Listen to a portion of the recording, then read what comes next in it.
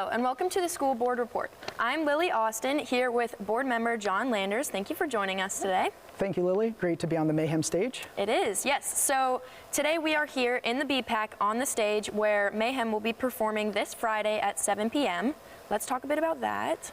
Yeah, I think first off, there'll be a bit more people in the seats on Friday evening, so really encouraging the community to go ahead and get tickets ahead of time. They can do that at door 1 at the high school, Monday through Friday from 7 a.m. to 2:30 p.m.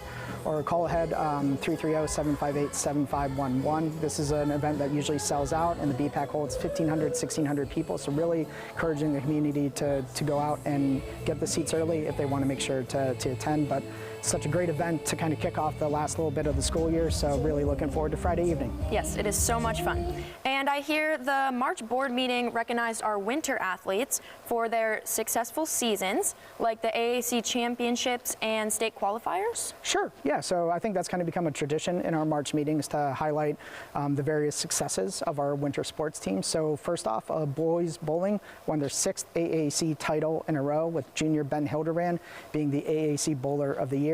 And they also qualified to state for at least the second year in a row. And then our girls bowling team, which graduated that great senior class who won the state title, came back and won their 8th AAC championship in a row, with sophomore Kara McCutcheon being the bowler of the year in the AAC. And then this is a really impressive one. Our swim team, boys and girls swim, captured their 12th AAC championship in a row, with Zach Mihawk and Alex Taylor being the swimmers of the year in the AAC conference. I think we qualified 5 boys between a relay and individual to state, and then 5 girls for relay and individual events as well to state. And I know at least Alex Taylor got All-Ohio status. So really some great years by our swimmers, and it's really just so impressive what Coach Corden and the rest of his coaching staff continue to do. And then also indoor track, which is not, I think, considered an official varsity sport, but is a kind of a program that we do, had 5 athletes qualify to state. And then I believe our 4x800 team finished 4th in the state and received All-Ohio status. And then James Mitchell just was a little bit off. He was in 9th place, but did not qualify for Ohio status, but sounds like a lot of fun and a good way to start our outdoor track season. And then lastly, 4th grader Brielle Page was recognized for her performance in the Math 24 competition, where she won her grade level at an event a few weeks ago. Yeah, that's great. So some talented kids here at Boardman. And then I saw a lot about the craft show at our high school this weekend. Was it a good show up? Yes, so the Boardman Band and Orchestra parents organized and sponsored that event. I had the opportunity to stop by Sunday morning and kind of walk through and see the crowd and see the different vendors. I believe we had over 100 different vendors.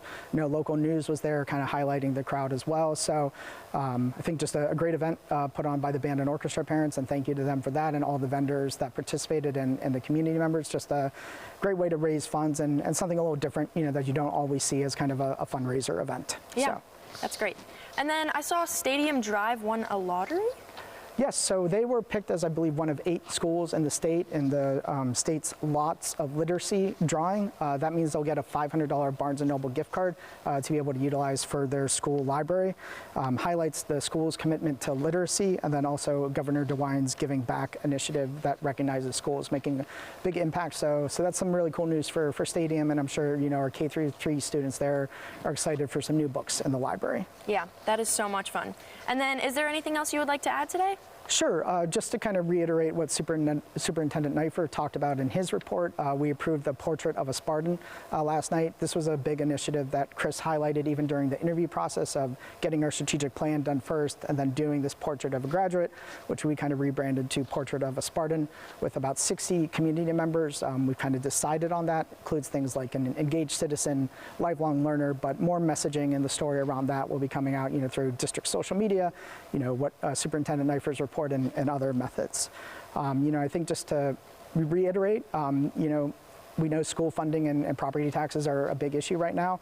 Just want to remind and highlight for our community, that through our board website, you can access our board agendas and minutes through a solution called Board Docs. That will have, our monthly financial reports, which highlight kind of income and expenses and kind of show the ebb and flow of how property taxes come in from the county.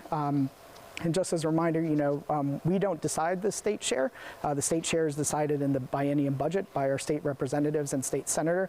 And last biennium, the state made the decision not to fully fund the Fair School funding formula, which we are a big advocate of. So encourage, community members that have questions to reach out to us or to engage with our local state representative or local state senator, as we will continue to do. And then Mayhem's coming up. We have Jazz Fest right after it on Tuesday, March 31st.